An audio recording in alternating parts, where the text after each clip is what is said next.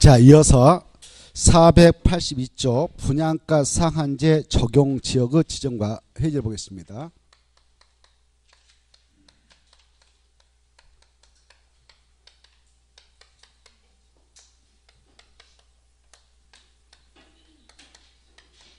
먼저 분양가 상한제 적용 지역은 누가 지정권자입니까? 지정권자. 지정권자가 곧 해제할 수 있는 해제권자인데 누굴까요? 거기 나와 있죠. 국장에다 딱 체크하고요. 국토교통부 장관이 지정할 수 있다 이렇게 하시고, 그래 보면 국토교통부 장관은 이렇게 돼 있죠. 그 다음에 사인 이렇게 해가지고 공공택지 애허택지에서 이렇게 하나 써놓으세요. 써놓으셨나요?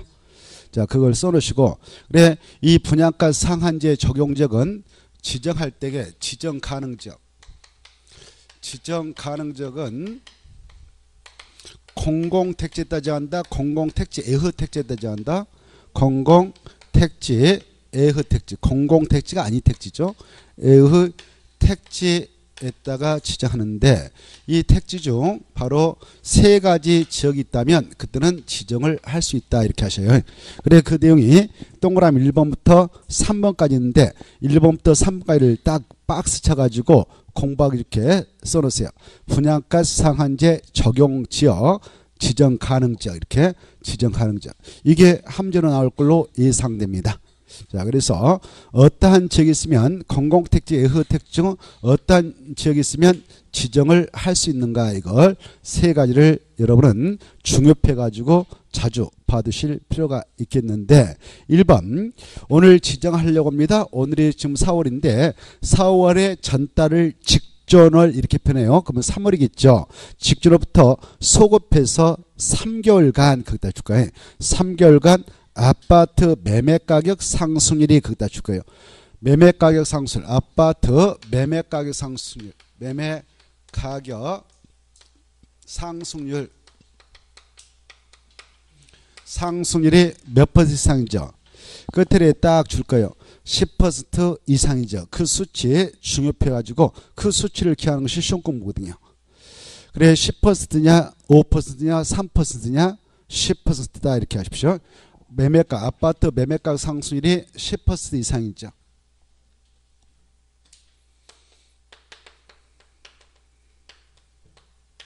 이런 지역에다도 지정할 수 있다. 10을 딱 기하시고, 2번 바로 이 3개월간 월평균 거기다 줄 거예요. 월평균 아파트 거래량. 그래 월평균 아파트 거래량. 거래량에다 딱 체크하시고, 거래량이 얼마? 바로 그 전년 동기 대비 몇 퍼센트 이상 증가한 적인가? 20%. 몇 퍼센트요? 200% 증가한 지역.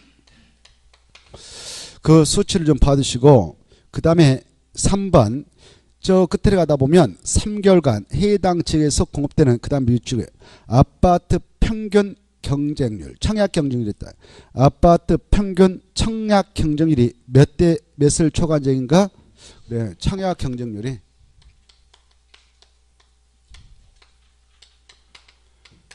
20대 얼마를 초과했다고요? 20대 1을 초과한지요. 이렇게. 그래 그 수치를 좀 받으십시오. 20대 1, 그 다음에 200%, 그 다음에 10% 이 수치를 가로넣기로 함재 나올 수가 있으므로 그 가로넣기 해서 여러분이 중요해서 눈을 좀 찍어 놓으십시오. 자, 먼저 아파트 거래라면 아파트 거래 상승률은, 아파트 매매가격 상승률은 10% 이상이죠. 그리고 아파트 거래량은 200% 증가했죠. 200% 이상.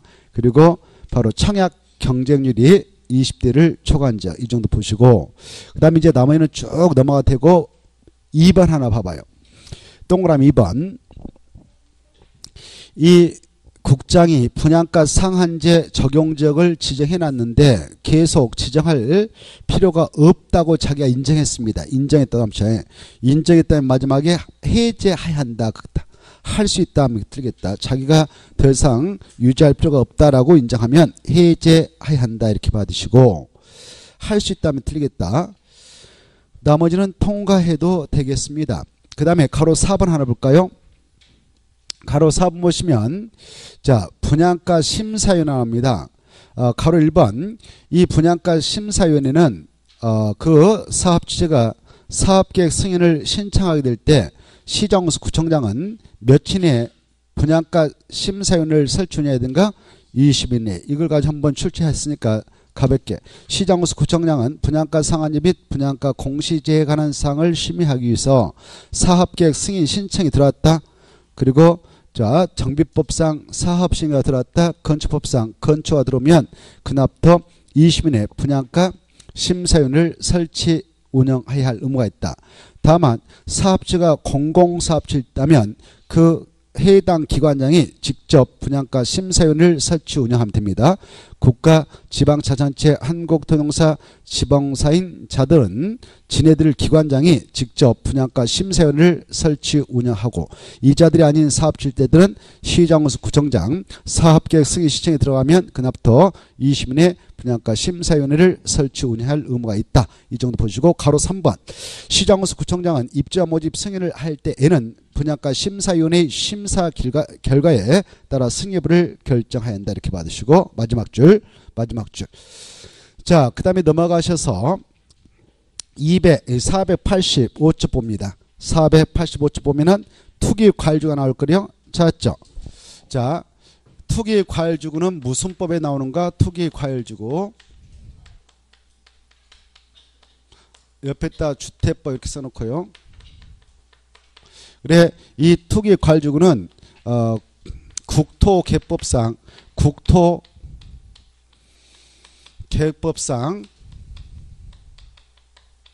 용도지구는 아니죠. 용도지구는 아니다.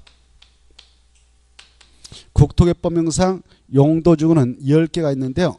이 10개의 용도지구는 1차적으로 토지용을 규정하기 위해서 용도적을 정하고 그 위에다가 중첩해서 2차적으로 토지를 이용을 규정하기 위해서 용도지구를 정하는데 이 용도는 10개 우리가 명칭을 기억해 놨습니다. 경미고, 방방보시, 취계특혜.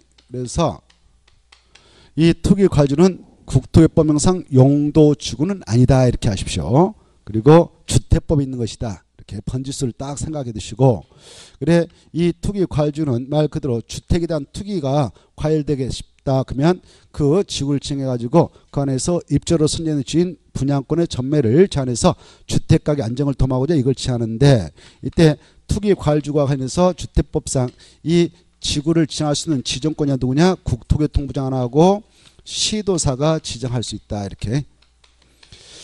그래 국장과 시도사가 이걸 지정하게 되는 이유가 있을 거 아니에요. 지정 목적이. 지정 목적은 토지가격 안정을 도모하기 위해서 지정할까요? 주택가격 안정을 도모하기 위해서 지정할까요?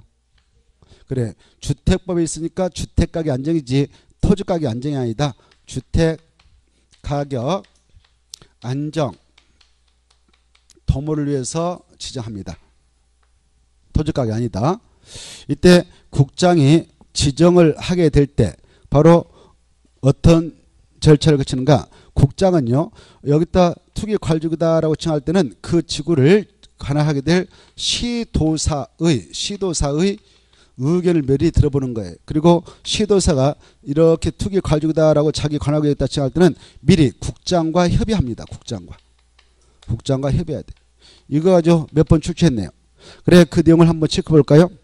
자 어디에다 체크하냐면은 먼저 투기과일지구 지정권자 가로 1번 2명 딱 체크하고요. 국장과 시도사 그리고 주택가격 안정을 위하여 필요한 경우 마지막 줄 투기과일지구 지정을 하고 변경한다. 해제할 수 있다. 이렇게 받으시고 그 다음에 쭉 넘어가서 보면 가로 2번에 가로 2번에 반가로 1번이 나올 겁니다. 국장이 투기과일지구를 지정하고 해제할 때는 시도사 뭐 들어라? 의견 들어라. 찾나요? 시도사가 지정하고 해제할 때는 국장과 뭐 해라? 협의해야 한다. 근데 시험에 나왔네요. 국장이 지정할 때는 시도사 의견 들어야 한다. 이렇게 나왔는데 여기 봐봐. 시도사가 지정할 때는 바로 관할 시장에서 구청장 꼬마들 의견 들어야 한다. 이렇게 나왔어. 맞아 틀려요? 꼬마들 의견 들 필요 없어. 국장하고 뭐 하면 된다고요? 협의한다. 이 관계를 잘 받으세요. 자, 그 정도 보시면 되겠고 다시 앞으로 가봐요. 앞으로 가셔서 485페이지 이 투기 과주를 지정해 나가게 될 때 지정할 수 있는 기준 지역이 법에 규정되어 있습니다. 그 내용을 보면 바로 2번과 3번 정도는 좀 눈으로 찍어놔요. 2번 보면 주택의 분양계획이 직전월보다 30% 이상 뭐한 곳에 해당하면 지정할 수 있습니까? 감소한 곳입니까? 증가한 곳입니까? 감소했다 다음에 시험에서는 증가한 곳에 이렇게 나왔어요. 주택 분양계획이 직전월보다 30% 이상 감소하면 공급량은 부족할 것이고 수요자는 증가해서 엄청난 투기바람이 일어날 가능성이 있단 말이에요. 주택가격이 폭등할 수가 있단 말이에요. 그래서 그런 장소에다도 지정할 수 있고 3번 이 주택법상 주택건설 사업계획 승인이나 건축법상 건축의 실적이 직전 연도보다 급격히 뭐한 곳에다도 지정할 수 있다고요? 감소한 곳입니까? 증가한 곳입니까? 감소한 곳에도 바로 주택에 대한 가격이 폭등할 소지가 있기에 지정을 할 수 있다. 감소했다. 포인트 딱 쳤고요. 그 다음에 넘어가셔서 저 가로 3번에 1번 이 국장과 시도사 지네들이 지정했던 투기 과열주고 지정 사유가 없어졌다고 인정했어. 인정. 동그라미. 인정하면은 하해한다 할 수 있다. 해제 하해한다. 찾았나요? 자, 할 수 있다 이렇게 시험에 나오면 틀리겠어요. 의무상. 법 공부할 때는 할 수 있다고 하해한다는 엄청 차이에서 그래서 출제자들이 그거 가지고 장난을 잘 치니까 할 수 있다 그럼 틀리고 하여야 한다 이 정도만 딱 봐두시면 돼요. 넘어오셔서 오른쪽 보면 동그라미 2번이 있을 거요. 2번 찾았나요? 2번 보시면은 투기 과열지구 지정 해제 요청을 저 관할 꼬마인 시장수 구청장 얘네들이 할 수 있어요. 또 시도사는 국장한테 할 수 있는데 요청이 들어가면 요청을 받았던 국장 시도사는 요청을 받아부터 며칠 내에 바로 그 지정의 해제부를 결정해서 그자들한테 통보해 주면 되는가? 40일 이렇게 수치만 눈으로 탁 찍어 놓고요. 그 정도 보시고 그 다음에 N쪽에 하나 더 봅시다. N쪽에 재검토란 말 보인가요? 재검토 찾았나요? 자, 국장은 몇 년마다 투기 과열지구 지정된 지역별로 그 주택가격 안정 여건의 변화를 고려해서 투기 과열지구 지정의 유지 여부를 재검토해야든가 1년마다 투기 과열지로 정된 장소 이대로 나눌 것인가 해제할 것인가 이 여부를 검토해야 되는데 몇 년마다 검토해서 나가도록 하고 있는가 1년마다 이렇게 살짝 눈으로 찍어놔요. 자, 그 다음에 이제 5번 저당권 설정 등을 제한하여 있죠. 제한나요? 거기에서 가로 1번은 상당히 중요하니까 가로 1번에 반가로 1번 있지 않습니까? 반가로 1번은 중요해 가지고 이해가 되고 머리에 들어올 때까지 잘 받으십시오. 그 저당권 설정 등을 제한하여 있잖아요. 찾았나요? 반가로 1번 어마어마 중요하니까 그 반가로 1번을 잘 받으시도록 하셔야 됩니다.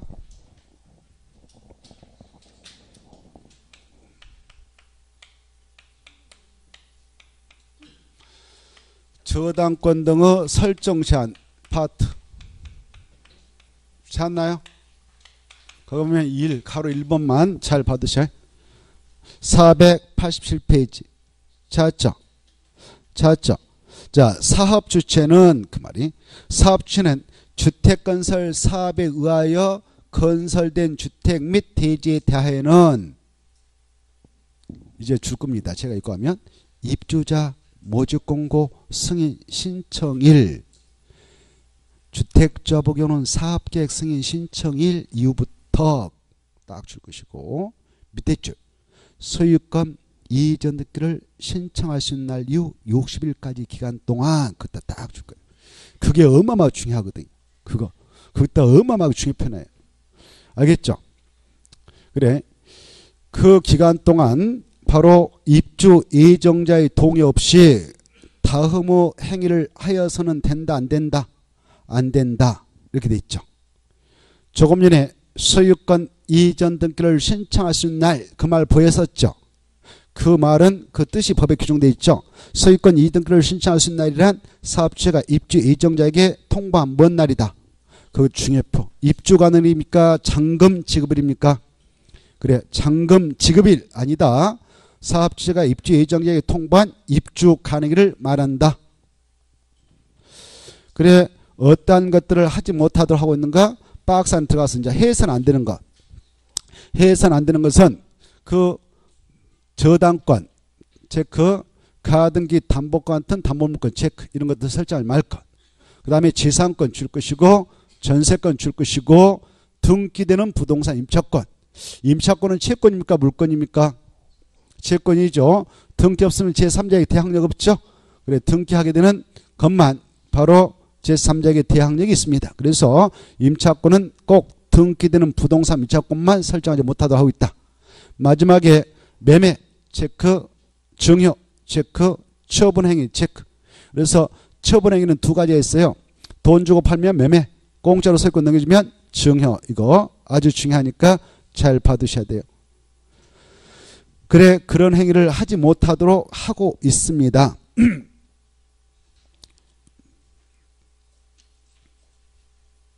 자, 그래 이 사업주체에게 언제부터 언제까지 입주 예정자의 동의 없이 그 주택이라든가 대지에 대하여 저당권 등을 설정하지 못하도록 규정하고 있는가. 기간을 잘 아주셔야 돼요. 기간.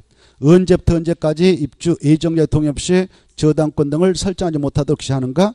입주자 모집공고 승인 신청 일류부터 보고 계세요.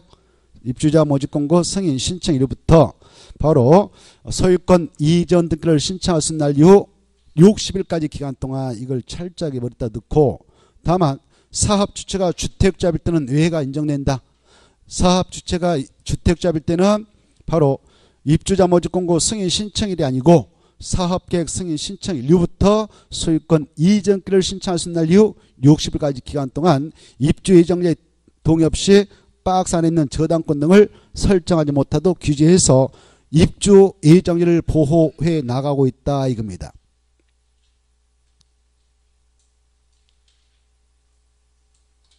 알겠죠? 이거 언젠가 한번 했나요? 했어 안 했어요? 안 했죠?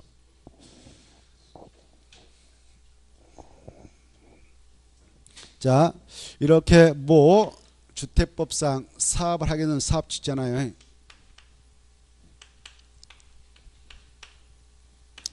일단 여기다 뭐 1000세대 아파트 지겠다 그러면 1000세대 아파트 지겠다 공동택 건설하겠다 그때는 일단 대지 소유권을 확보해야 되죠. 대지 소유권 확보해서 이 대지 소유권은 누구 명의로 확보해야 되냐? 사업주 명의로. 알겠죠? 네. 사업주 명의로 대지 소유권을 확보해서 1000세대 공동택 칠 테니까 승인점 내주세요에서 사업계획 승인을 받습니다. 승인 떨어지면 사업에 착수할 수 있거든요. 착수할 때 입주자를 모집해요. 입주자 모집해 가지고 모집해서 바로 입주자 모집을 해서 입주 예정일을 확정합니다. 그래 입주 예정자들 이제 바로 분양시켜 가지고 당첨됐다 그러면 당첨되면 이네들 동호수를 결정합니다. 동호수 그 1000세대 101동 뭐 101호는 A 거다 뭐 이렇게 이때 동호수가 마음에 안 들면 당첨됐다 해도 포기할 수 있죠. 포기할 수 있어. 일단 이렇게 해서 입주 예정자가 다 확정됩니다.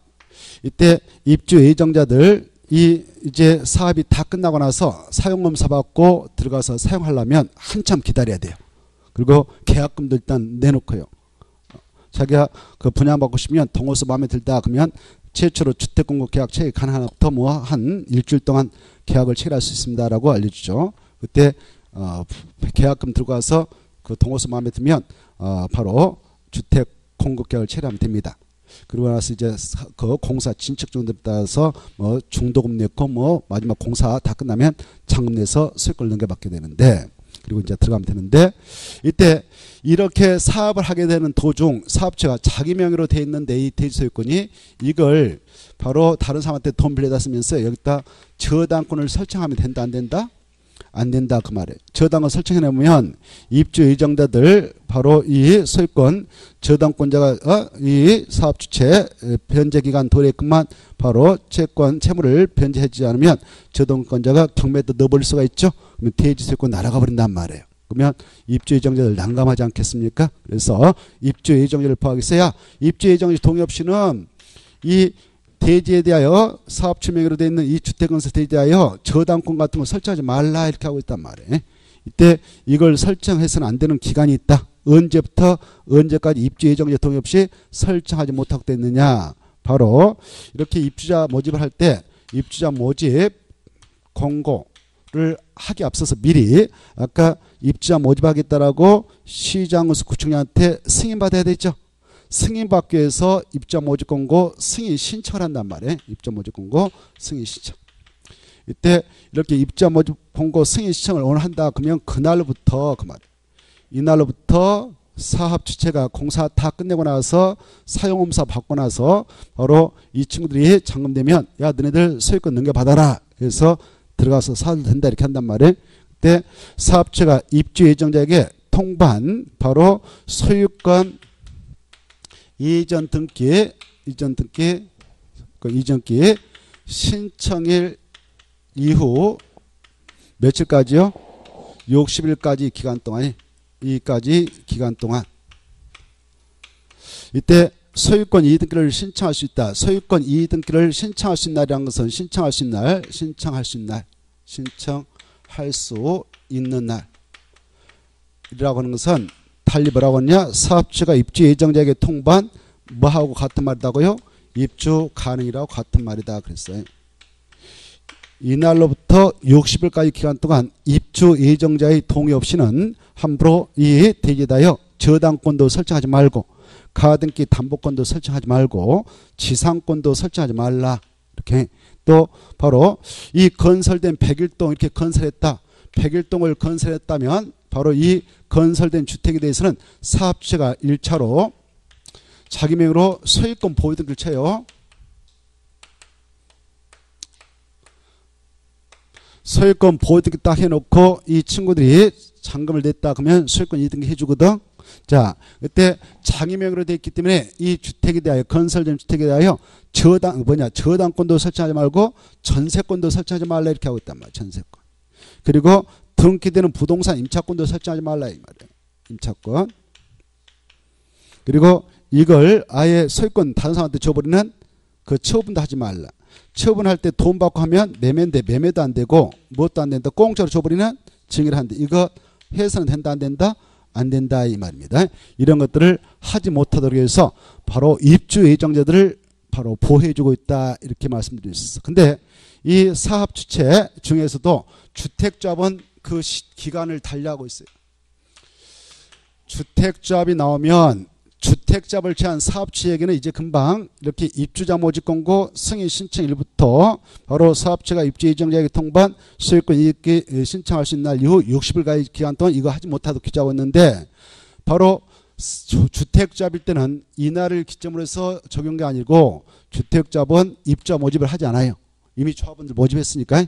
그래서 주택조합은 사업계획 승인 신청 일부터 언제부터요? 사업계획 승인 신청일 이후부터 바로 이 주택조합 측에서 그 조합원들한테 통반 소유권 이등기 신청할 수 있는 날 이후 60일까지 기간 동안은 하지 말라 이렇게 하고 있어요. 그래서 주택조합이 나면 언제부터 시작하는가 이게 중요해. 주택조합이 나면 언제부터? 사업계획 승인 신청 일부터지 입주자 모집 공고 승인 신청 일부터 하면 틀리겠다 이거 주의하시고. 그리고 언제까지냐 이거 바로 소유권 이득기를 신청할 수 있는 날 이후 며칠까지요? 60일까지 기간 동안은 해서는 안 된다 이렇게 되어 있네요. 이런 행위를 할까 봐서 우리 법에서는요. 이 사업 주택에 바로 부기 등기 의무를 가하고 있어요. 부기 등기 의무. 뭘 가하고 있다고요? 부기 등기 의무를 가하고 있어요. 여기 봐봐요. 이런 행위를 할까 봐서 그래서 입주 예정자를 또 바로 위험스럽게 빠뜨릴 가능성이 있기 때문에 입주 예정자 권리를 보호하기 힘들 수가 있으니까 사업 측에 부기등기 의무를 가고 있는데 이 부기등기 시기를 이렇게 규정하고 있어요. 그리고 부기등기 내용을 이렇게 규정하고 있어요. 부기등기 내용은 뭐냐면은 이 대지라든가 그리고 이 건설된 주택에 대한 것에 대해서는 이 입주 예정자 동의 없이 바로 함부로 양도할 수 없는 물건이다. 소유권 함부로 준 거 아니다. 그리고 제한목권을 설정할 수 없는 물건이다. 압류, 가압류, 가처분 목적물로 삼을 수 없다라고 부기를 딱 하도록 되어 있습니다. 법적으로. 이때 부기득을 해야 되는 시기는 언제냐면은 여기 봐봐. 부기득을 해야 되는 시기는 이 주택건설 대지에 대해서는 바로 입주자 모집 공고 승인 신청과 동시에 놓고 그리고 건설된 이 101동인 건설된 주택에 대해서는 소유권 보존 등기와 동시에 해놔라 이렇게 하고 있어요. 그래 부기득가 이루어졌다 합시다. 그러면 바로 소유권 바로 등기했다 하는데 소유권은 갑구 안에 있잖아요. 그래 이때 부기등기가 딱 이루어졌다면 공시가 됐단 말이에요. 공시가 됐어. 부기등기 이후에 이루어졌던 등기가 있을 거 아닙니까? 부기등기 이후에 이루어진 것은 다 후순으로 밀려버리는 거예요. 뭐라고요? 후순위. 부기등기 순위는 등기법에 하면 무슨 등기 순위에 따른다? 순위가. 오 좋아. 그래 부기등기 순위는 주등기 순위에 따릅니다. 그래서 소유권 바로 밑에 있다. 이 소유권 자기가 바로 지금 명의로 딱 등기해놨다 그러면 바로 밑에 있다 이걸 하거든. 이것도 보호등기를 딱 쳤다 그러면 자기 명의로 사업체가 소유권 등기 해놨단 말이에요. 그 바로 밑에 있다 이걸 부기등기 하니까 부기등기 이후에 이루어지는 것은 다 후순으로서 이것이 있다면 무효로 하겠다라고 법에 규정됐단 말이에요. 무엇을 해본다고요?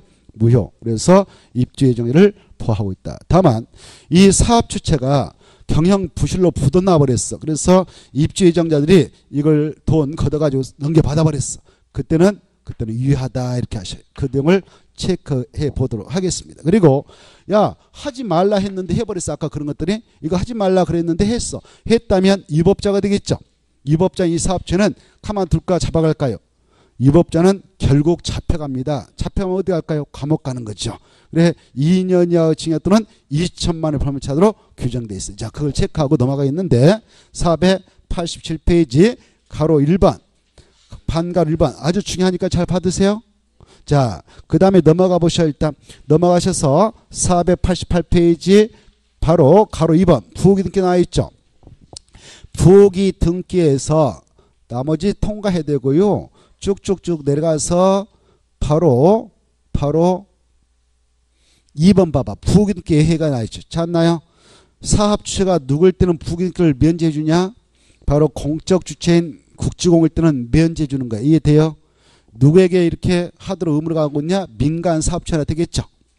그거 하나 받으시고 가로 3번 봐봐요.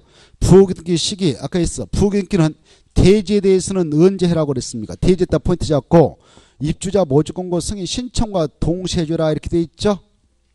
찾나요? 그리고 밑에 건설된 주택은 언제 해라고 했습니까? 소유권 보존 등기와 동시에 해놔라 이렇게 돼 있네요. 자, 그 다음에 4번 부기등기를 이후에 해당 대지 또는 주택을 양수하거나 제한문건을 설정받은 경우 압류, 가압류, 가처분된 목적물로 한 경우에는 그 효를 취소할 수 있다. 무효로 처리한다. 무효 체크. 취소가 아니라 무효. 마지막 줄. 다만 예외가 나오죠. 사업 주체가 경영부실을 일으켜가지고 무너졌어. 누가 그걸 넘겨받을 때는 유효하다. 입주 예정자들이 돈 걷어가지고 그 뒤를 양수받은 경우는 그러하지 않냐다. 그 말만 체크해. 그러하지 않냐다 뭐냐? 유효하다 그 말이에요. 됐죠? 자 여기에서 키포인트는 몇 번 있다고 그랬습니까? 아까 키포인트 아까 1번에 있다고 그랬어요. 몇 번 있다고요? 1번 이렇게 가로 1번 아까 이 기간 이걸 정확하게 기억하는 것이 시험 공부이기. 이걸 모르면 하나만 해요. 그 백날 읽어볼 필요 없어요. 시간 낭비. 이걸 가로 1번 아까 언제부터 언제까지 바로 입주 예정자 통합 시 이런 것들을 하지 못하도록 기받는가. 기간을 꼭 기하셔야 되겠다. 알겠죠? 거기다 별표 5개 쳐놓고 다른 것은 그냥 심심하게 읽어보시고 가로 1번은 어떤 일이 있어도 머리에다 넣어야 된다 이겁니다. 그러면 문제 나오면 풀 수 있단 말이에요. 키포인트가 그거거든. 알겠죠? 자, 그 다음에 이제 489페이지 바로 6번 사용검사 매도 청구 나왔죠. 그게 작년에 신설되었는데 작년에 바로 나와버렸습니다만은 또 나올 가능성이 아주 높아요. 중요하거든. 그래 이렇게 사업을 다 끝내고 나서 공사 마무리 지면 사업 주체가 뭐 받아서 들어와서 살게 하느냐? 사용검사 받아야 되죠. 그래. 사업 주체가 주택법상 사업을 해가지고 분양해서 팔아먹었다. 101동 뭐 이렇게 했었다. 분양해서 팔아먹었다. 이때 이렇게 사업이 다 끝나면 이 사업체는 사용검사 받아야 입주예정자들 들어가서 사용을 하게끔 할 수 있거든요. 이렇게. 그래 사용 검사 받고 나서 사용을 하게 되는 입주자들이 있다. 들어가서 한다. 그래 이때 이 대지하고 건물에 대한 소유권은 입주자들이 다 넘겨받았겠죠. 각각의 세대마다 구분 소유권은 입주자들이 소유권을 넘겨받았을 것이고 땅에 대한 대지 사용권도 지분도 입주자들이 다 넘겨받죠. 공유로 이렇게. 그래 이렇게 대지까지 넘겨받았는데 여기 이렇게 101동에 들어가고 102동에 들어가는 도로가 있어. 이렇게 있는데 그 요 정도 땅은 아니면 이 정도 땅을 가지고 있었던 모 친구가 뭐 종전의 땅 주인이 법적으로 소유권 이거 잘못 넘어갔습니다. 사업주한테 잘못 넘어갔습니다. 해가지고 소유권 내 겁니다. 해서 이 친구 사업주를 상대로 해서 바로 아니면 이 종전 토지 소유가 내가 실소유자니까 내 걸 소유권을 인정해 주세요 해가지고 인정을 판결을 받아버렸어요. 그래서 실소유자가 나타났습니다. 그리고 이쪽 넘어왔던 그 소유권을 말소 등기해 주세요. 그래서 말소해가지고 종전 땅 주인이 실소유자가 돼버렸어요. 이렇게 실소유자가 나타나가지고 자기 재산공사를 하면서 입주자들의 권리행사를 방해하고 있습니다. 그때 여기 만약 출입구 옆에 이렇게 땅을 조그마한 땅을 이 실소유자가 소송을 제기하고 승소해가지고 실소유자가 됐다면 자기가 권리행사한답시고 여기다가 바로 한 30cm 정도 포장해놨다. 내 거 땅입니다라고 표시할 수가 있어요. 권리행사차. 그러면 여기 승용차 이렇게 몰고 들어간 입주자들 들락날 할 때마다 덜커덩 신경 엄청 쓰게 했죠. 그렇죠? 그런 단지가 몇 군데 등장했습니다. 그래서 이것 때문에 이 실소유자 권리도 중요하지만 이미 살고 있는 입주자들 이네들도 보호해야 된다 해서 야 너 이런 친구가 나타나면 너희들 연대해가지고 소송해서 이 친구 내쫓아버려도 된다. 라는 규정을 신설해서 운영하게 됐습니다. 그걸 사용검사의 매도 청구라고 그래요. 뭐라고 한다고요? 사용검사의 매도 청구. 그때 이 실소유자가 회복했던 토지 면적이 이 대지 전체 면적 대비 5% 미만일 때만 야 너 팔고 나가 이렇게 법적으로 매도 소송을 청구해가지고 팔고 나가도록 법에서 허용하게 됐어요. 그래 이 실소유자가 회복했던 그 땅 면적이 전체 대지면적 대비 얼마 미만일 때만 사용검사가 떨어진 이후에 이 입주자들이 매도 청구 소송에서 이자에게 팔고 나가도록 법에서 요구할 수 있냐, 법적으로 요구할 수 있냐, 5% 미만일 때만 가능해요. 몇 퍼센트 미만일 때만요? 5% 미만이. 그 수치를 기억하는 것이 키포인트입니다.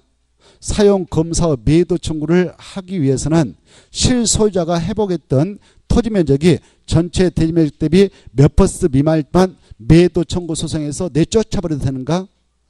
5% 미만. 그 내용을 먼저 딱 체크하시고 이때 매도 청구를 제기해가지고 뺏어올 수 있는데 이런 의사표시 여기 살고 있는 입주자들이 그런 의사표시 하려면 실소유자에게 그런 의사표시가 2개월 내 이자가 권리를 회복한 날부터 2년 이내 그 의사표시가 송달되도록 해야 돼요. 몇 년에요? 2년에 그 의사표시 야 너네들 야 너 팔고 나가야겠다 이렇게 의사표시를 해야 돼요. 그것도 실소유자가 권리를 회복한 날부터 몇 년 이내 송달되도록 해야 되냐? 2년에 의사표시가 전달되도록 해야 합니다. 그래야만이 법적으로 유효해요. 그리고 여기에 1000세대 입주자들 소유권을 쥐고 있는 입주자들이 개별적으로 이 소송하는 게 아니고 대표를 뽑아요. 대표를 뽑아가지고 가서 소송을 하는데 이때 소송할 때 변호사도 선임하고 그러지 않겠습니까? 그때 돈도 걷고 그러겠죠. 땅값도 줘야 되겠죠. 이때 땅값은 이자가 과거에 매입했던 가격이 20억이라고 주장하면서 20억 달라고 하면 주는 게 아니에요. 바로 시가대로 팔고 나가면 되는 거예요. 뭐 따로? 시가대로 해. 시가가 3억이다 그러면 3억만 주면 되는 거지. 시가입니까? 공시가입니까?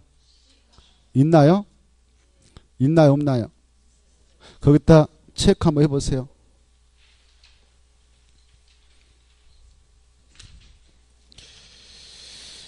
아, 489페이지 제일 밑에 줄 시가 찾나요? 시가에다 동그라미 딱 쳐놓고 해. 그래 이렇게 소송을 제기해서 내쫓아버릴 수 있습니다. 그때 팔게 할 때는 바로 멋대로 팔고 나가도록 하느냐 시가대로 이렇게 알아두시고요. 그 다음에 이때 대표를 선출해 가지고 입주자들이 바로 소송을 제기할 건데 소송 비용 땅값 줘야 될 거 아닙니까?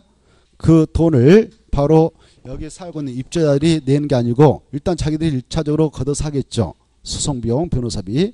그래서 승소해 가지고 이렇게 내쫓을 수 있었다 그러면 이걸 공급했던 사업체에게 야 우리 돈 5억 들어갔으니까 변호사까지 해서 5억 들어갔 너 내놔 라고 사업체한테 요구할 수 있어요. 이걸 구상이라고. 구상. 뭐라고 한다고요?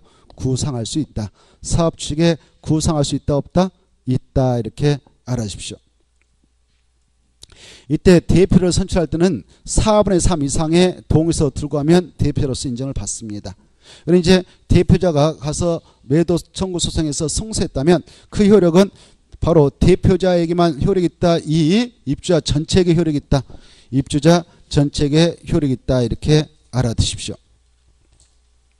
됐나요? 간단하죠. 여기서 키포인트는 매도 청구 대상 규모가 되려면은 전체 대지면적 대비 얼마 미만만 허용되는가? 5% 미만. 이게 키포인트고 매도 청구할 때는 시가대로 하는가 아니면 그자가 매입했던 가격대로 팔고 나가로 하는가 아니면 공시가로 하는가? 시가대로 한다. 이렇게 알아주시면 되고 소송의 효력, 승소 효력은 누구에게 효력이 있느냐? 전원한테 다 효력이 있다. 이렇게 하셔요. 전체한테. 이해돼요? 그 내용이 바로 490페이지 위에서 두째 줄에 있을 거예요.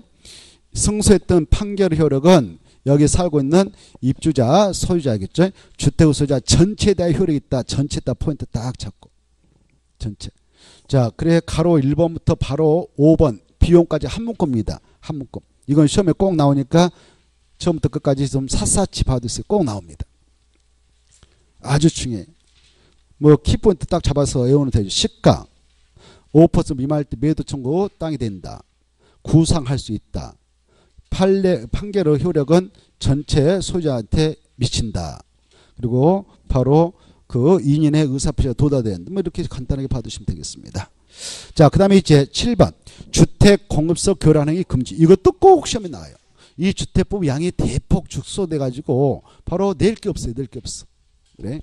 자, 주택 공급서 교란행위 금지는 매년 출제되고 있으니까 그 내용은 중요해 가지고 샅샅이 알아주시면 되겠는데 그것도 바로 쌍가로 1번이 키포인트예요.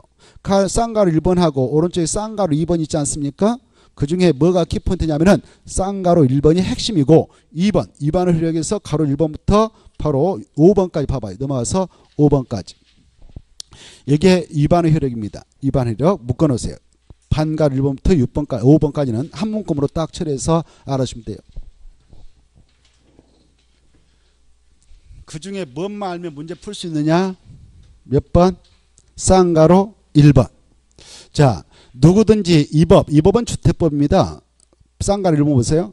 누구든지 주택법에 따라 건설 공급되는 주택을 공급받거나 공급받게 하기 위해서는 바로 다음의 어느 하나에 해당하는 증서 지위를 바로 양도, 양수, 마지막에 알선 그리고 강고해서는 된다 안 된다? 안 된다 이렇게 돼 있죠. 그래 주택법상 건설 공급되는 이 주택은 주택법에 따라 건설 공급된 주택은 바로 공급받고자 할 때는 밑에 있는 증서지를 미리 준비해라 이렇게 하고 있어요. 그런 증서지를 가지고 있는 자에게 공급을 해 나가야 되지. 그 공급받을 수 있는 증서지 그것은 바로 함부로 무자격자에게 양도 양수해서는 안 된다. 넘겨주면 안 된다 이겁니다. 그래 그걸 넘겨주면은 주택 공급 질서를 교란케 할 우려가 있다 이렇게 하고 있어요. 주택 공급 질서를 교란케 할 우려가 있으니까 교란 행위 하지 말라라고 금지하고 있어요. 그래 주택법상 이 주택을 공급받을 수 있는 지휘 증서를 우리 법에서 5가지를 설정하고 있어요. 5가지. 이 5가지를 먼저 뭐랬다 딱 넣는 게 키포인트예요. 복사해가지고 뭐랬다. 거기 있죠. 1번부터 5번까지. 그 기억 니은을 기억을 4로 하고 니은을 5로 매겨버려요. 그래서 동그라미 3을 지워버리고 그래 1번, 2번, 3번, 4번의 기억을 4 니은을 5 이렇게 수정해서 공부하시면 좋겠어요. 했나요? 몇 가지가 있다고요? 5가지. 첫째, 이 조합주택을 분양받아 갈 수 있는 지위를 지역, 직장, 주택자번호 지라고 그래. 조합번호 지. 조합은 지역하고 직장 우리가 공부했잖아요. 이 조합번호 지를 함부로 넘겨주면 된다 안 된다? 안 된다. 이 조합주택은 바로 이 조합번호 지를 가지고 있는 자에게 우선 공부를 하게 돼 있습니다. 그래 조합주택을 분양받고 싶으면 조합번호를 가입해야 된다 그 말이죠. 근데 조합은 아무나 들어갈 수 없죠. 자격증 있다고 그랬지 아까? 자, 그 다음에 두 번째 주택 입주자 저축증서. 입주자 저축증서는 바로 지금은 이제 하나 남았어. 무엇을 입주자 저축이라고 하느냐? 저축증서를 하냐? 주택 청약 종합저축. 주택 청약 종합저축. 이거 하나밖에 없어요 지금. 알겠죠? 자, 이 증서 그 다음에 그래 주택법상 공급되는 주택을 분양받고 싶으면 이걸 가입해서 미리 준비하고 있어야 돼. 그래서 2년 동안 연속적으로 넣는가 안 넣는가 이런 것들을 검토해서 청약 가점제 적용해가지고 공급을 하게 됩니다. 그 다음에 이제 주택상환 사채. 이 주택상환 사채는요. 거기다 줄 거 봐요. 주택상환 사채. 거기에다가 497페이지 참조 이렇게 써놔요. 497페이지. 그래 주택상환 사채는 우리가 497페이지에서 공부할 건데요. 이따 그걸 잘 정리해 둘 필요가 있어요. 그래 주택상환 사채는 바로 한국토지동사하고 일정 요건을 갖춘 등록사업자가 발행해서 팝니다. 여러분이 이걸 샀다 그러면 김영주로 팔고 있기 때문에 이걸 함부로 양도 못하도록 되어 있습니다. 알겠나요? 못하게 됐단 말이에요. 자, 그래 주택상환 사채. 그 다음에 기업 니은을 4호로 매기라고 그랬죠. 시장에서 구청장이 발행한 무허가 건물 확인서 철거 예정시키면서 철거하면서 이거 딱지예요. 딱지. 어떤 그 사발댁에 현진한테 이걸 주면서 가지고 있으세요. 다음에 사업 끝나고 하나 주택 분양받아 됩니다. 이렇게. 이 증서지 세 가지를 꼭 알아주세요. 그 다음에 공공사업 시행으로 인하여 그 주택을 공급받을 수 있는 지, 이주 대책 대상자 확인서에 이런 5가지를 먼저 딱 머리에다 넣어놓고 여기에는 이런 건 없어요. 도시개발 채권 있어 없어요? 이런 거 없어요. 그리고 이것은 도시개발 채권은 주택을 분양할 수 있는 채권도 아닙니다. 도시개발법에서 나오는데 그리고 뭐 토지상환 채권도 아니고 이것도 도시개발법에서 나오는데요. 주택을 분양할 수 있는 증권 아닙니다. 그 다음에 궁택채권이란 말 나오면 안 돼요. 궁택채권도 아닙니다. 궁택채권. 그래 이런 것이 아니고 5가지다. 5가지를 꼭 머리에다 넣어놓으시고요.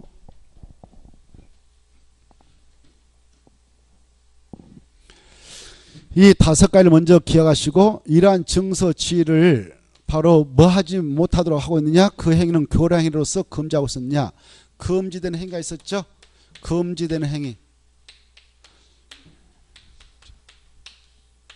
자, 원래 이게 A가 그 조합원을 가입했다. 근데 A가 B한테 줘버렸다. 이걸 바로 줄 때게 돈 받고 줬다. 그러면 매매가 돼. 매매. 뭐가 된다고요? 매매. 공짜로 명의 줘버렸다. 그러면 증여가 돼요. 이렇게 매매라든가 증여를 통해서 넘겨준다. 양도 넘겨받는 양수인데 이거 하지 말라 이렇게 하고 있어요. 찾아봐요.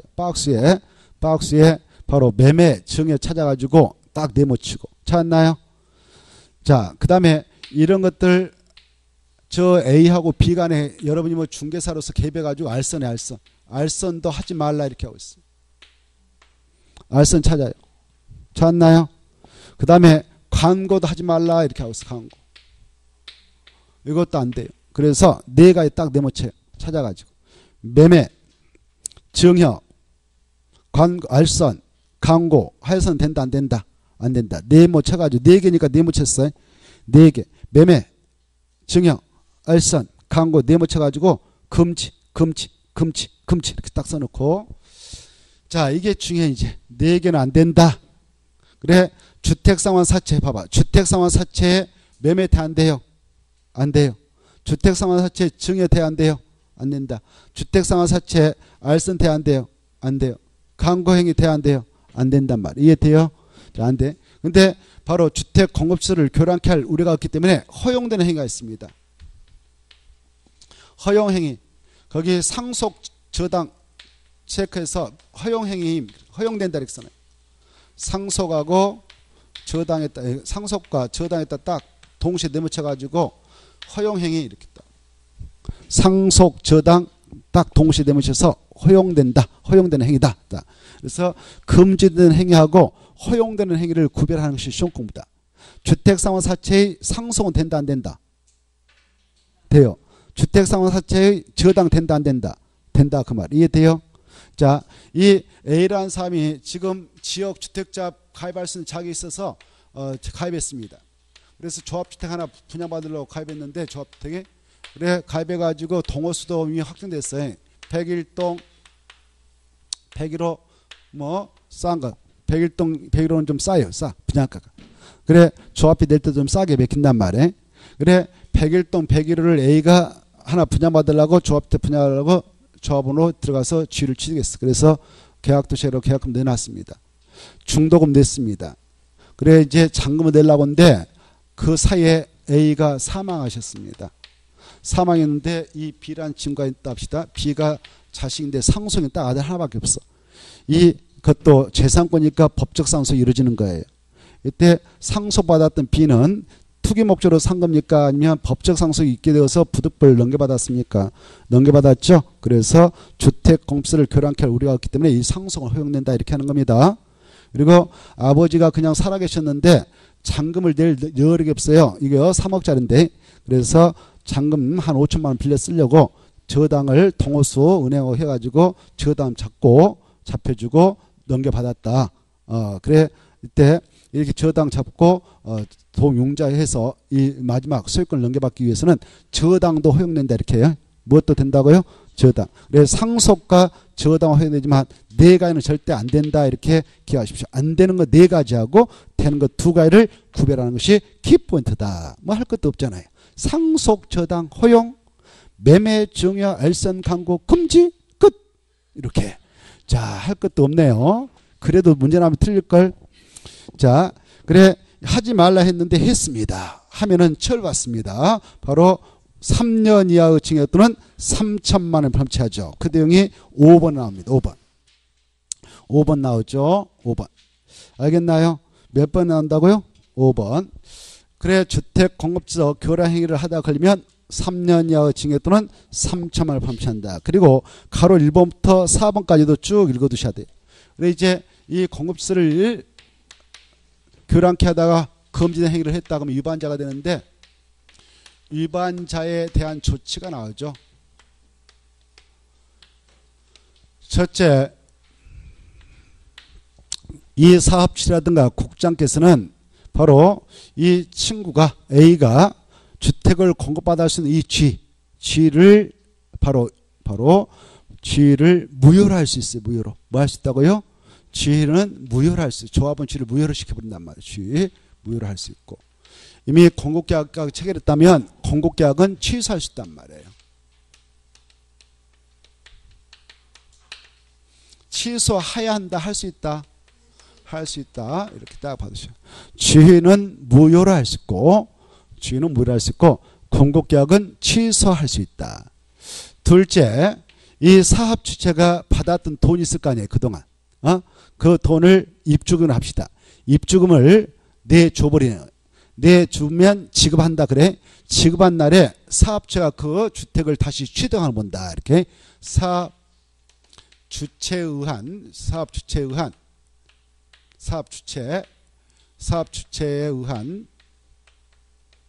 주택 취득이 있는 걸로 간주돼 버려요. 그 말은 그 환매 가능하다 그 말이에요. 뭐가 가능하다고요? 환매 가능하다. 그리고 이미 불법으로 분양받아서 지금 들어와서 살고 있으면 퇴거도 명할 수 있다 그래요. 무엇도 명할 수 있다?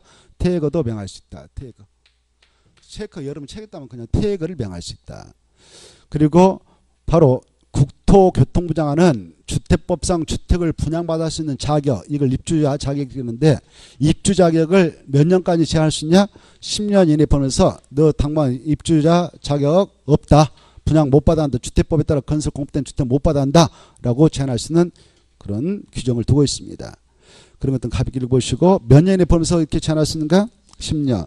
형사처벌은 몇 년 몇년인가? 3년 3년. 이렇게 가볍게 받으시면 되겠네요. 그 다음에 이제 8번으로 들어가셔서 주택 등의 전매 제한 있죠. 잤나요? 자, 그 동그라미 1번, 2번, 3번 박스 안에 들어가면 전매 제한 대상 이렇게 써봐요. 전매 제한 대상. 1번부터 3번까지가 전매 제한 대상입니다.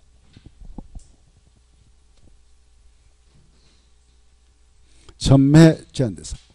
전매 제한 대상 할 때 이렇게 주택 전매 뜻은 알죠? 전매 여기 봐봐요. 이게 지금 분양가 상한제 주택이다. 분양가 상한제 적용주택이다. 사업 주체가 자기 명의로 소유권 보존 등기 치고 소유권 보존 등기 치고 그리고 여러분이 입주 예정자로서 바로 잔금되면 소유권 이등기 해주죠. 그럼 이제 사업주체부터 소유권을 이전 등기 완료해 가지고 정식으로 이제 소유권을 취득합니다. 그러면 입주자 되죠. 이제 입주자 이렇게 소유권을 딱 취득해. 이때 이 소유권을 취득했던 A가 있다. 그러면 A가 이걸 B한테 소유권을 넘겨준다. 이걸 전매라고 그래. 전매. 뭐라고 한다고요? 전매. 그때 전매할 때 돈 주고 팔았다. 그러면은 매매가 되고 공짜로 명의 줘버렸다. 그럼 뭐라 할까요? 증여. 이렇게 된 거예요. 그래 바로 박스 안에 있는 그런 주택 이것들은 전매 제한 대상인데 그것들을 전매를 하지 못하도록 규제하고 있습니다. 이때 전매는 바로 공짜로 하면은 매매가 증여가 되고 돈 주고 팔면은 뭐가 된다고요? 매매가 되는데 이거 하지 말도록 하고 있다. 이걸 전매 제한이라고 그래요. 이해돼요? 전매 제한. 이걸 찾고 굴려버린다. B가 또 이걸 실소유자도 아닌 A가 투기 목적으로 이걸 사가지고 바로 되팔아 버린다. B가 또 사가지고 또 되판다. 그때 싸게 팔겠어? 돈 좀 더 붙여서 팔겠어요? 좀 더 붙이고 더 붙이고 계속 굴러다닐 거 아니에요. 그러면 주택가 폭등해 버릴 거 아니에요. 그래서 이런 문제를 미연에 방지하기 위해서 야 여기에서 분양받은 것들은 전매 못해 라고 하는 규정을 주택 전매 제한 제도라고 그래. 이해돼요?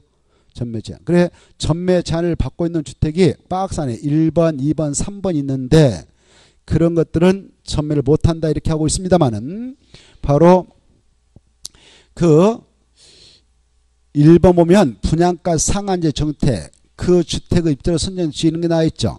그리고 특유의 과주에서는 바로 입주로 선정 지만 전매 제한한다 이렇게 돼 있죠. 자 여기 봐봐요. 사업 주체가 이 A에게 아까 입주 예정자의 A에게 소유권 이전 등기를 완료해 주기 전까지 지금 입주 예정자 A라는 사업이 있는데 분양시에서 당첨됐습니다. 당첨돼 가지고 지금 101동 101호로 동호수까지 결정났어요. 그런 상태에서 이제 이걸 내가 돈 정말 내고 분양을 받을 것인가 말 것인가 이것은 고민을 할 수 있는 시간을 주는 겁니다. 한 일주일 후 정도 시간을 줘요. 그래서 일주일 후에 다시 생각 오세요 해서 주택 공급 계약을 체결하는 기간을 줘요. 주택 공급 계약 주택 공급 계약을 체결할 수 있는 기간을 주는 겁니다. 그래 4월 7일부터 4월 13일까지 그 사이에 판단하고 오세요 이렇게 하는 거예요. 이해돼요? 101동 101호가 마음에 안 들면 포기하면 돼. 당첨됐다 하더라도. 이해되죠? 알겠죠? 자, 그래 이렇게 최초로 이제 이거 봐봐요. 다음 주 7일부터 정시로 이 친구들 주택 공급계약 체결을 할 수 있다. 그러면 이날을 최초로 주택 공급계약 체결 가능한 날 이렇게 표현해요. 알겠죠? 이때로부터 바로 일정 기간 동안 이렇게 봐봐요. 이때로부터 사업 주체가 소유권 이전 등기를 해주기까지 전 소유권 이전 등기를 A한테 해주기 전까지 지위를 입조로 선정된 지위 그래. 입조자로 뭐라 한다고요? 선정된 지위. 이 지위를 일상에서는 입주권, 분양권 그래. 우리 공법에서 입주권, 입조로 선정된 지위, 입주권. 일상에서는 이걸 분양권 그래. 분양권. 일상에서는 뭐라 한다고요? 분양권이 그래.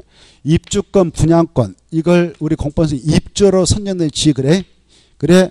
투기 과일주간에서는 이 분양권의 전매를 제한하기 위해서 지정해서 운영하고 있어요. 투기 과일주는. 투기 과일주는 입주권, 분양권, 입주로 선정된 지위의 전매 제한을 가하기 위해서 두고 있는 거예요. 여기 봐봐. 그 다음에 이제 A가 이 사업 주체에게 여기 봐봐요. 101동을 자기가 마음에 들어서 공급계약 체결해서 계약금 넣고 중도금 넣고 장까지 넣었더니 공사 다 끝나고 나서 A에게 101동 101호에 대한 소유권 이익을 딱 완료했어. 완료하면 A는 이제 저 주택을 취득했다 그래. 뭐라고 한다고요? 주택을 취득했다 그래. 주택을 취득했다 그 말은 이제 소유권을 정식으로 취득했다 그 말이에요. 소유권. 그래 이 소유권을 취득했다면 투기과일주간에서는 전매 제한을 받지 않아요. 바로 팔아버려 돼. 투기과일주간에서는 무엇을 전매 제한을 가하기 위해서 지정하고 있느냐? 바로 입주권만. 뭔 것만? 입주권. 소유권을 넘겨받아버리면 바로 팔아도 된다 그 말이에요. 그래서 분양권이 입주권의 전매 제한을 가하고자 지정되고 있는 것이 투기과일주기. 근데 분양가 상한제 적용돼 있잖아요. 아까 공공택지에서 분양되는 주택들은 분양가 상한제 적용을 받는다고 그랬죠. 또 공공택지 애허택지에도 국장이 지정 고시한 분양가 상한제 적용 지역에서도 공업되는 공동택은 분양가 상한제 적용을 받는다고 그랬죠. 그런 주택은 입주권뿐만 아니라 소유권까지 넘겨받았다 하려도 일정 기간 동안 전매를 못하도록 막고 있습니다. 법적으로. 이해돼요? 알겠죠? 그래서 이 파트를 공부할 때 입주로 선정된 지위하면은 입주권 분양권이다 이렇게 하시고 주택만 나왔다 그러면 소유권을 말한다 이렇게 이해하시면 좋겠다 그 말. 이해돼요? 이해되죠? 이해가 안 돼도 어쩔 수 없는 것이고 여기 봐봐 이제 시험 공부로서 알아둘 것은 자 투기 과일주를 지정했던 장소에서는 주택의 소유권 전매를 가하고 전매 제한을 가하고자 친 것이 아니라 무엇의 전매 제한을 가하기 위해서 정했다고요? 투기 과일주는 입주권. 소유권을 딱 넘겨받아오면 전매 제한을 받지 않는다 이렇게 하셔요. 이해됐죠? 이해가 됐다면 이제 체크해 보겠습니다. 자 그리고 여기 봐봐요. 전매를 하지 말라 그랬잖아요. 전매를 하지 말라 그걸 전매 제한하는데 전매는 아까 무엇이 있다고 했어요? 매매도 있고 또 증여도 있다고 그랬죠? 돈 주고 팔아버리면 매매, 공짜로 명의 줘버리면 증여. 이거 하지 말라 이렇게 하고 있단 말이에요. 전매 제한은. 그리고 이런 것들 할 수 있도록 가운데서 끼어들어가지고 알선도 하지 말라 이렇게 하고 있어요. 그런데 여기 봐봐요. 지금 바로 전매를 못하게 돼 있는 뭐 주택의 소유권, 입주권 이거 가지고 있는 A라는 사람이 바로 전매 제한을 받고 있었는데 갑자기 사망하셨어. 뭐 하셨다고요? 사망했는데 B 자식 상속이 딱 하나 있어. 그러면 이것도 재산권이니까 B가 법적 상속을 받아요. 법적 상속을 받아서 입주권이 됐든 주택의 소유권이 됐든 넘겨받았다. 그러면 투기 목적으로 넘겨받은 겁니까? 아니면 법적 상속에 대해서 부득불 넘어온 겁니까? 부득불 넘어왔단 말이에요. 그래서 바로 상속은 허용된다. 이게 중요해. 무엇은 허용된다고요? 상속은 허용된다. 이렇게 하셔요. 그래서 매매하고 증여 알선은 안 되지만 무엇은 법적으로 허용되는가? 상속은 허용된다. 이게 키포인트예요. 자 그러면 492페이지 가로 1번 봐봐요. 사업 주체가 건설 공급하는 주택 옆에는 뭐가 숨어있다고 그랬어요? 오 대단해요. 소유권이 숨어있단 말이에요. 또는 주택의 입주로 선정된 지위, 입주로 선정된 지위를 우리는 뭐라고 한다고 그랬어요? 일상에서는 입주권 또 뭐 분양권. 그런 것으로서 다음 어느 하나에 해당하는 경우 세 가지 있죠. 박스 안에. 그런 것들은 최장 몇 년에 보면서 대통령이 정하는 기간이 지나기 전에는 그 주택들은 그 지위를 뭐뭐 할 수 없는가? 매매, 증여 밑에 알선할 수 없다. 포인트 잡고. 그래서 매매하고 증여, 알선 딱 세모 쳐가지고 금지. 그리고 상속 찾아가지고 허용. 상속 딱 따져가지고 허용. 써버려. 공부해줄게. 무엇을 허용되는가? 상속 동그라미 쳐가지고 밑에 딱 허용. 이렇게 썼나요? 자, 그래 박스 안에 보니까 투기 과일주간에서 건설 공급된 주택의 입주 선정 지위 이거는 지위만 전매 제한을 가고 있죠. 소유권은 전매 있어 없어요? 전매 제한 없죠. 그래. 근데 분양가 상한제 적용택은 소유권과 입주권을 다 제한합니다. 그 정도 보시고요. 그 다음에 그 밑으로 내려가셔서 제한기간 하나 있죠. 제한기간에서 동그라미 1번만 받으세요. 전매 재행위 제한기간은 입주자 모집을 하여 최초로 주택공급계약 체결 가능한 날부터 기산한다. 그때부터 이제 전매 제한기간이 시작된다 그 말이에요. 기산점 언제냐? 전매 제한기간을 계산할 때 기산점 언제다고요? 최초로 주택공급계약 체결 가능한 날, 그때부터 전매 제한기간이 시작된다 그 말이에요. 그거 하나만 딱 봐두시고 밑에 있는 거 여러분이 그거 하고 싶은 욕심이 있으면 하시고 제 생각에는 아는 게 좋겠다 이런 생각을 해봐요. 이 표가 작년에 어마어마하게 복잡하게 만들어져 버렸어요. 작년에 시험 끝나고 나서 이건 수시로 개정돼요. 그래 우리가 시험 볼 때쯤이면 정권이 또 바뀌어버릴 수가 있어요. 그러므로 이 수치는 또 개정될 수도 있고 없애버릴 수가 있어요. 알겠나요? 그래서 보고 싶으면 보되 안 보았으면 좋겠다 이런 생각도 해봐요. 넘어가 보셔요. 자, 그 넘어가면 어마어마하게 숙제 많이 나와요. 이거 다 할 필요 없다 그 말이에요. 알겠죠? 자, 넘어가셔서 495페이지 봐봐요. 495페이지 아까 근데 기산점 아셔야 돼요. 전매 제한기간의 기산점은 언제부터 시작하느냐? 최초로 주택공급계약 체결 가능하부터 바로 전매 제한기간이 시작된다. 이렇게만 딱 알으시고 그 다음에 넘어오셔서 495페이지 495페이지 보면 가로 3번, 4번, 5번, 6번은 꼭 알아주셔야 돼요. 가로 3번, 4번, 5번, 6번은 알아두셔야 되겠다. 알겠죠? 그 중에 가로 3번은 엄청 중요표. 가로 3번 알면 문제 나오면 풀 수 있습니다. 나온다면 가로 3번에서 나오거든요. 알겠죠? 잠시 쉬었다가 보도록 하겠습니다.